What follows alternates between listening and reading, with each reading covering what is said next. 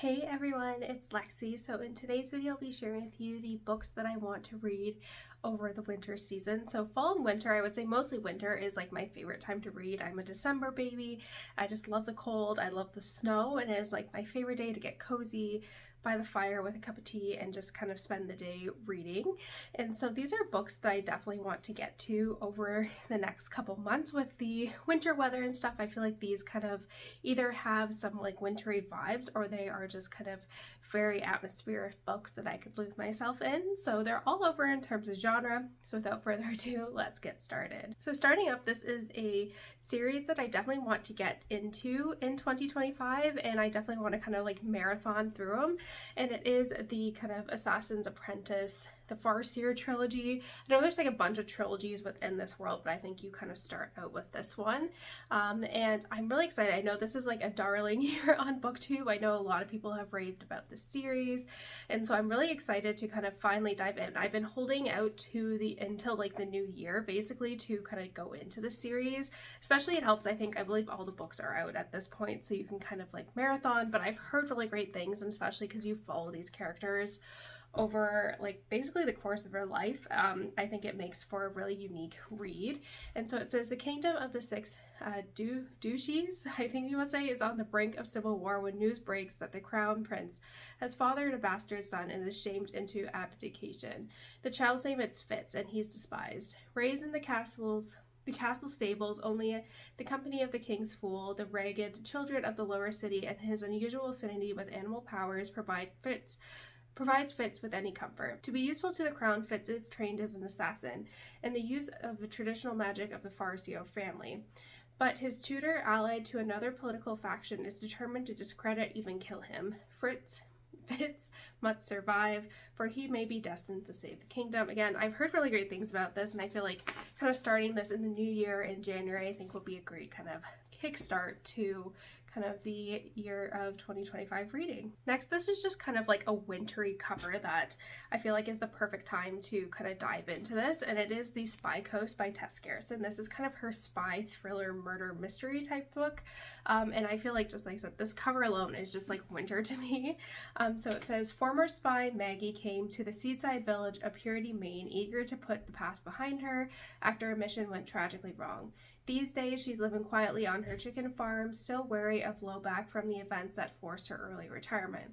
But when a body turns up in Maggie's driveway, she knows it's a message from former foes who haven't forgotten her.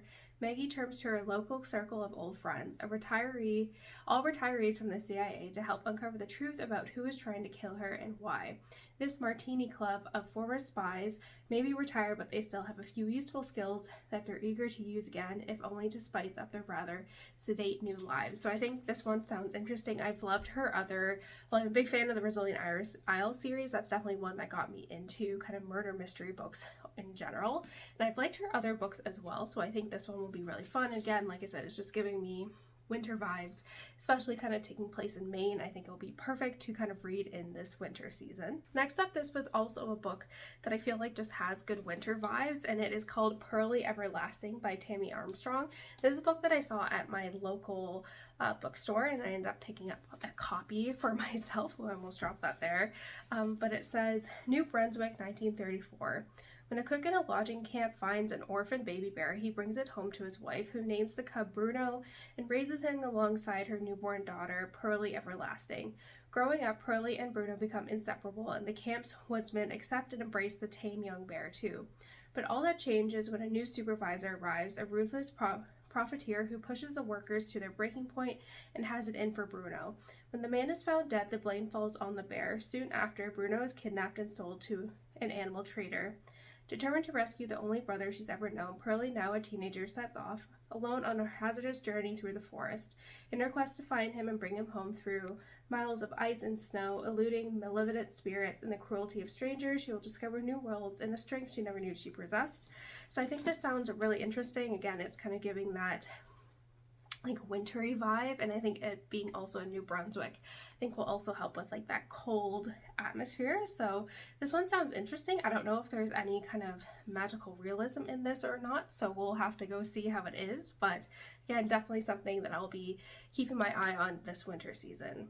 Next, I feel like winter is like the perfect time to read, really delve into a really intense historical fiction, and this is one that's been on my radar for a while, and I'm really excited to kind of dive in, and it's called Booth by Karen Joy Fowler, and this is basically just talking about the like John Wilkes Booth's family, and so it's kind of says in 1822 a secret family moves into a secret cabin some 30 miles northeast of Baltimore to farm, to hide, and to bear 10 children over the course of the next 16 years. Junius Booth, breadwinner, celebrated Shakespearean actor, and master of the house in more ways than one, is at once a mesmerizing talent and a man of terrifying instability, given to drunken threats and directive amid a theater-worn wisdom.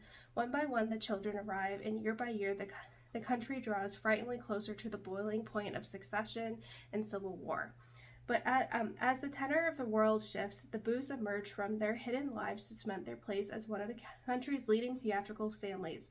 But behind the curtain of the many stages they have graced, multiple scandals, family triumphs, and criminal disasters will take their toll. And the solemn siblings of John Wilkes Booth are left to reckon with the truth behind the destructive promise of an early prophecy. So I think this kind of goes into the Booth family, who they were, and then ultimately like what history remembers them as.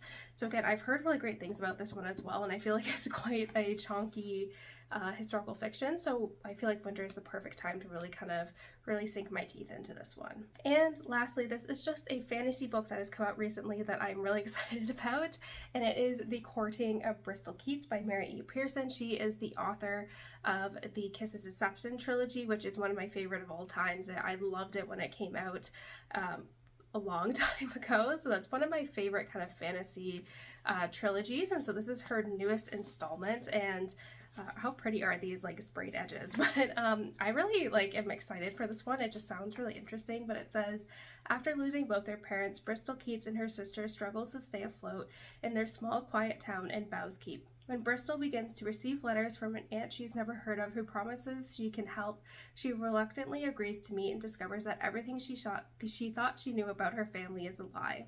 Her father might still be alive, not killed but kidnapped by terrifying creatures and taken to a whole new realm, the one he is from. Desperate to save her father and find the truth, Bristol journeys to the land of gods and fae and monsters. Pulled into a dangerous world of magic and intrigue, she makes a deadly bargain with the fae leader, Tigan. But what she doesn't know is that he's the one who drove her parents to live a life on the run, and he is just as determined as she is to find her father, dead or alive. So I'm really excited for this one. I feel like this is the first time she's really delved into the fae world right now. I feel like a lot of the Kiss of Deception, like the Remnant Chronicles in particular, are very much kind of centered in our world with some fantastical elements in it. And I feel like this is her first foray into the fae realm, especially because that is kind of, I would say, kind of a hot topic right now. So I'm excited to dive in, and like I said, I think I can dedicate, this one's quite chunky as well, so I'll be able to dedicate some good amount of reading time to this one in the new year. So that's it, guys. Thank you guys so much for watching. Let me know in the comments below what some of the books you want to read this winter are and all of that fun stuff. So yeah, thank you guys so much for watching. Don't forget to give this video a thumbs up, and I'll see you guys next time. Bye, guys.